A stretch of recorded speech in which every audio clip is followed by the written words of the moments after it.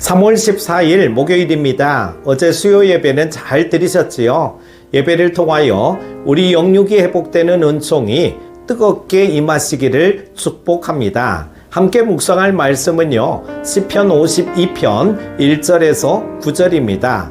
포악한 자여, 내가 어찌하여 악한 계획을 스스로 자랑하는가? 하나님의 인자하심은 항상 있도다. 내 혀가 심한 악을 꾀하여 날카로운 삭도같이 간사를 행하는도다. 내가 선보다 악을 사랑하며 의를 말함보다 거짓을 사랑하는도다. 셀라. 간사한 혀여, 너는 남을 해치는 모든 말을 좋아하는도다. 그런즉 하나님이 영원히 너를 멸하심이요 너를 붙잡아 내 장막에서 뽑아내며 살아있는 땅에서 내 뿌리를 빼시리로다. 셀라. 의인이 보고 두려워하며 또 그를 비웃어 말하기를 이 사람은 하나님을 자기 힘으로 삼지 아니하고 오직 자기 재물의 풍부함을 의지하며 자기의 악으로 스스로 든든하게 하던 자라 하리로다. 그러나 나는 하나님의 집에 있는 푸른 감람나무 같음이요 하나님의 인자하심을 영원히 의지하리로다. 주께서 이를 행하셨으므로 내가 영원히 주께 감사하고 주의 이름이 선하심으로 주의 성도 앞에서 내가 주의 이름을 사모하리이다. 아멘. 마태복음 25장에서 예수님께서는 재림하실 때 세상의 사람들을 양과 염소로 분류하실 것이라고 비유로 말씀해 주신 적이 있습니다. 사람들을 양과 염소로 분류하신 후 오른쪽에 있는 양들에게는 예비된 하나님의 나라를 상속받으라고 말씀하셨습니다. 그리고 왼쪽에 있는 염소들에게는 마귀와 그 사자들을 위해 예비된 영원한 불에 들어가라고 명령하셨습니다. 성경은 이처럼 이 땅의 사람들을 두 종류로 자주 분류를 합니다. 오늘 본문인 시편 52편에서 다윗은 악한 사울 왕과 한편이었던 에돔 사람 도액이라는 사람이 저지른 죄악에 대하여 책망하며 하나님의 심판을 받을 것이라고 선포하고 있습니다. 다윗이 자신을 죽이려던 사울을 피하여 노비라는 지역의 제사장인 아히멜렉에게 피난 갔을 때 에돔 사람 도액이 사울 왕에게 이 사실을 알렸습니다. 그리고 화가 난 사울은 제사장 아히멜렉의 집안 사람들을 학살했던 사건이 있었습니다.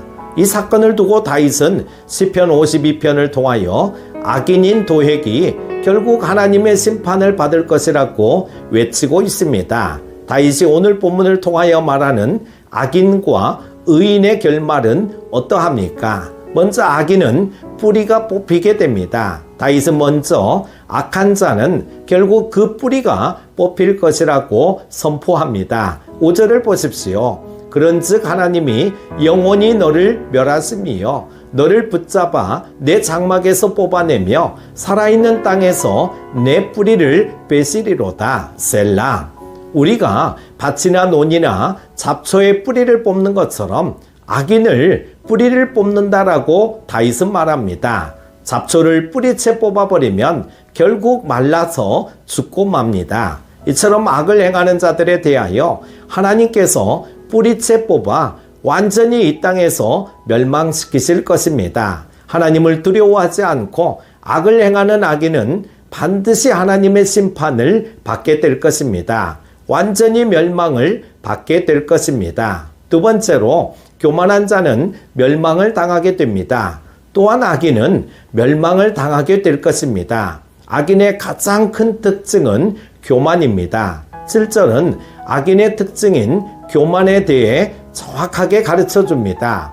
이 사람은 하나님을 자기 힘으로 삼지 아니하고 오직 자기 재물의 풍부함을 의지하며 자기의 악으로 스스로 든든하게 하던 자라 하리로다.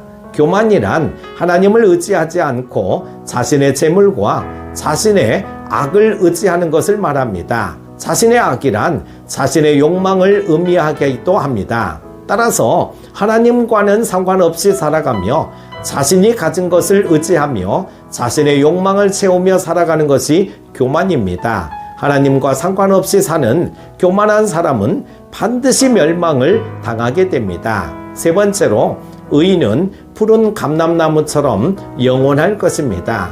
악인은 뿌리가 뽑히고 교만한 자는 멸망당하게 됐지만 의인은 반대의 삶을 살게 됩니다. 다윗은 악인과는 전혀 다른 의인의 결말에 대해 이렇게 노래하고 있습니다. 8절에 그러나 나는 하나님의 집에 있는 푸른 감람나무 같음이요 하나님의 인자하심을 영원히 의지하리로다.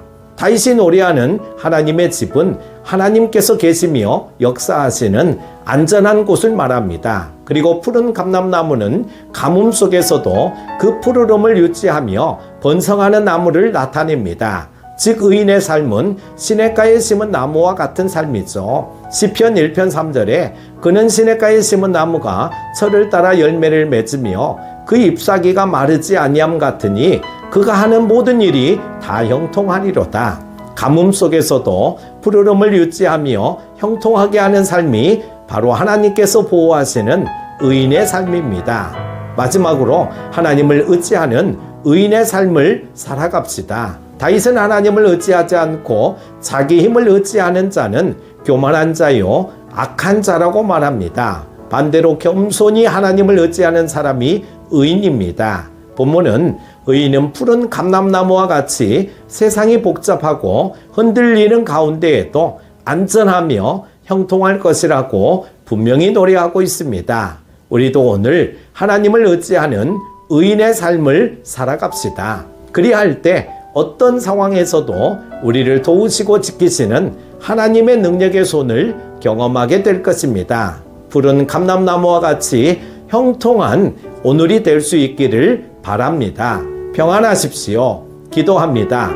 사랑의 하나님 아버지, 사순절 26일차를 시작하게 하심을 감사드립니다. 사순절을 보내면서 더욱 경건하고 절제된 모습, 겸손한 모습과 성화된 모습으로 나아가게 하였음을 감사드립니다. 또한 우리가 가진 모든 것이 하나님의 것임을 기억하고 하나님의 주권을 인정하며 나아가게 하여 주심도 감사를 드립니다. 의인과 악인의 종말의 말씀을 보면서 우리 모두 의인의 삶을 추구하며 나아가게 하여 주옵소서. 예수님의 이름으로 기도드립니다. 아멘.